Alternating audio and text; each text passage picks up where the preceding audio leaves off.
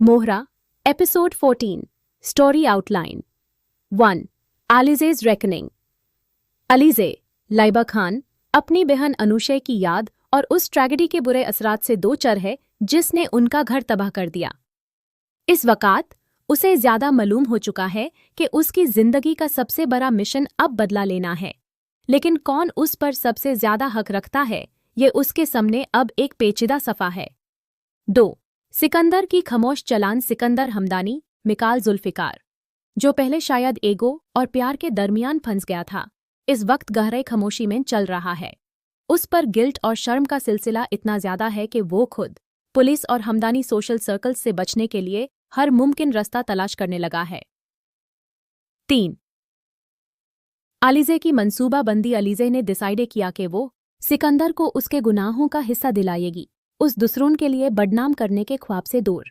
यानी नफरत या बदनामी उसका मकसद नहीं, बल्कि उसका एक सबक, सेंस ऑफ जस्टिस। वो तोड़फन के हमले की प्लानिंग करती है जिससे सिकंदर परेशान हो जाए ताकि वो खुद ही सब कुछ कबूल कर ले। 4 फैमिली की जवाबदेही। हमदानी खानदान फरीद, अरमीन और निमरा अलीज़े के प्लान की वजह से दुखी और गहरे सदमे में हैं। अरमीन का गरूर इस सिलसिले में ज़्यादा नज़र आता है, जो कि इस डर से परेशान है कि उनका शहर के अंदर बदनाम हो जाएगा।